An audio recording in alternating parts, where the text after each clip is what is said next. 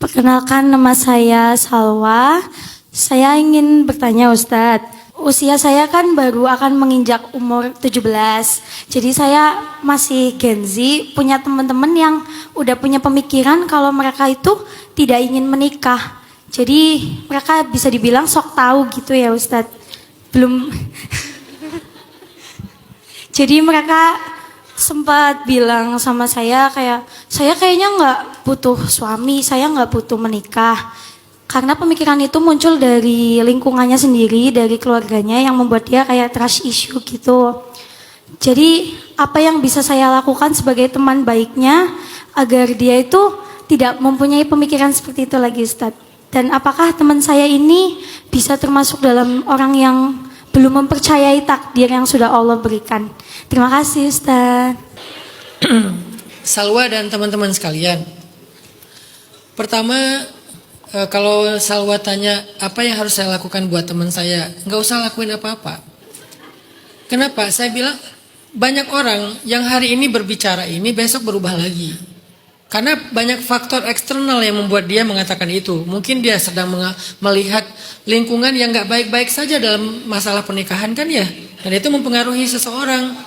Muncullah istilah marriage is scary. Karena rumah tangga orang tuanya, karena tantenya, karena saudaranya, karena tetangganya, karena sahabat-sahabatnya mungkin atau siapa. Jadi karena sering banyak melihat, akhirnya dia muncul kesimpulan, kayaknya aku nggak mau nikah deh, karena aku nggak mau kayak mereka hari ini. Bisa jadi suatu saat dia akan ketemu dengan seorang laki-laki yang baik banget, yang ideal banget, yang nggak sama sekali seperti yang dia takutkan. Bahkan bisa merubah pola pikir dia tentang seorang laki-laki. Karena nggak ada istilah laki-laki itu sama. Pasti ada yang baik, ada yang belum baik. Begitu juga perempuan sama. Hidup itu seperti keseimbangan. Tidak ada yang semuanya buruk, tidak ada yang semuanya baik. Selalu ada yang baik sebagai rahmat, yang buruk sebagai ujian. Itulah hakikat hidup dan itu juga takdir. Yang baik sebagai rahmat, yang buruk sebagai ujian. Dan kita doain aja yang buruk suatu saat menjadi baik. Artinya itu bisa berubah dengan kondisi nanti. Mungkin yang Salwa bisa lakukan ya ajak aja terus belajar Islam. Semakin mendalami Islam seseorang semakin bijak kok. Semakin paham tentang janji-janji Allah, orang semakin gak overthinking kok gitu. Jadi hal yang kayak gini gak perlu terlalu direspon. Malah kalau kita respon hal-hal yang kayak gini, nanti terjebaknya di dalam yang namanya takalluf. Apa itu takalluf? Membebani seseorang dengan yang bukan beban. Berdebat tentang sesuatu yang gak perlu didebat. Menghabiskan energi dengan pembicaraan-pembicaraan yang menghabiskan waktu tapi tidak berdampak apa-apa. Itu namanya takalluf dalam Islam. Dan Allah gak suka takalluf. Udah biarin aja. Nanti akan berubah sendiri kok. Apalagi dengan pengalaman hidup yang lebih baik mungkin. Dan ditambah lagi dengan pemahaman agama yang lebih baik. Insya Allah akan berubah pikiran dan pola pikir itu. Yang kedua, perlu kita pahami bahwa dalam Islam menikah itu bukan hanya tentang kebutuhan. Baik kebutuhan zahir maupun kebutuhan batin. Kalau bagi laki-laki itu adalah kebutuhan biologis. Kebutuhan biologis. Kalau bagi perempuan itu adalah kebutuhan nafkah. Kadangkala kita ngerasa nggak terlalu butuh kok. Apalagi bagi perempuan yang udah independent woman. Dia ngerasa kayaknya aku gak butuh suami deh, aku bisa semuanya sendiri. Tapi suatu saat dia kadang ada di titik di mana dia jenuh, dia capek, dia pengen dinafkahin, diperhatikan. Sehingga saat itulah dia akan sadar ternyata jadi independent woman terus-terusan ya gak nyaman-nyaman juga. Karena fitrah perempuan itu bukan independent woman. Fitrah perempuan itu dilindungi. Fitrah perempuan itu disayangi. Fitrah perempuan itu diperhatikan. Fitrah perempuan itu dijaga. Fitrah perempuan itu dibela.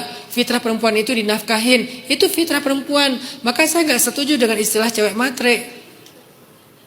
Gak apa-apa kalian mengharapkan nafkah dari suami kalian. Gak apa-apa kalau kalian punya standar, semoga aku punya suami yang bisa ngasih aku nafkah sebulan 30 juta. Gak apa-apa. Kekecilan ya? Semoga aku punya suami yang bisa ngasih mahar 10 miliar kayak Khadijah. Gak apa-apa. Namanya juga berharap kan ya. Dan itu gak disebut matre loh. Karena fitrah perempuan itu memang untuk dinafkahin. Dan sah-sah aja kalau perempuan mengingatkan suaminya tentang nafkah. Jangan malu, mas uang bulan ini belum ya gitu. Gak apa-apa. Saya juga kadang-kadang suka lupa diingatkan sama istri saya. Dia tanya, udah transfer belum? Dia ngomong kayak gitu. Oh iya maaf, belum, lupa transfer. Jadi gak apa-apa dengan hal itu. Begitu juga dengan laki-laki, gak perlu malu untuk kalau dibilang, nikah karena nafsu. Emang. Gimana nikah gak nafsu? Justru pernikahan itu salah satu syariat Allah untuk menyalurkan kebutuhan biologis atau nafsu secara halal dan terhormat. Itu salah satu tujuan pernikahan bagi laki-laki. Karena kebutuhan laki-laki itu biologis. Kebutuhan perempuan itu finansial dan perlindungan. Beda fitrah kan? Tapi ada kalanya laki-laki ngerasa gak butuh-butuh amat sih, biasa-biasa aja. Dia terlalu sibuk dengan karirnya, dia udah nyaman dengan hobinya, misalnya gak terlalu merasa butuh, apakah kemudian dia gak mau menikah? Begitu juga perempuan karena udah independen gak mau menikah, ternyata ada alasan lain lebih kuat tentang pernikahan dalam Islam. Apa alasannya? Rabbana hablana min azwajina wa dzurriyyatina qurrata a'yun waj'alna lil muttaqina imama. Dia pengen punya puncak kebahagiaan hidup. Apa puncak kebahagiaan hidup? Punya pasangan dan keturunan yang solih-solihah. Beribadah bersama mereka, belajar bersama mereka, berbagi suka dan duka bersama mereka, berbagi hidup bersama mereka, menangis dan tertawa bersama mereka. Dan itu gak akan pernah sama dengan menangis sendiri dan tertawa sendiri. Walaupun punya banyak teman, akan beda. Makanya pernikahan bukan hanya tentang kebutuhan, pernikahan adalah tentang sebuah kesempurnaan hidup. Walaupun nggak menikah bukan berarti nggak sempurna hidupnya, tapi akan jauh lebih sempurna ketika dia punya keluarga, sakinah, mawaddah, warahmah. Bahkan orang-orang beriman selalu berdoa, Rabbana hablana min azwajina wa dzurriyyatina, ya Allah beri kami pasangan dan keturunan yang menyejukkan hati kami ya Allah. Itu doanya orang beriman. Maka semakin baik iman seseorang, semakin dia pengen menikah. Semakin paham agamanya seseorang, semakin dia pengen menikah. Jadi solusinya belajar lagi. Nanti ketika kalian imannya meningkat, pemahaman agamanya semakin baik, pasti pengen menikah. Pasti pengen menikah. Gak akan cukup tanpa menikah. Kalau kita ngomongin tentang urusan angle agama, bukan tentang kebutuhan pribadi aja. Adapun hal yang kita takutkan tadi, anxiety kan masuknya kan, hazan kan, obatnya apa? Tawakal. Obatnya apa? Takdir. Percaya kepada qadanya Allah, percaya kepada qadarnya Allah yang kita bahas tadi insya Allah. Gitu Salwa. Semoga banyak anak muda yang enggak lagi melihat pernikahan hanya scary, tapi melihat pernikahan sebagai sebuah ibadah dan anugerah. Walaupun lingkungannya memang membuat mereka berpikir agak menakutkan sih pernikahan. Enggak salah mereka juga.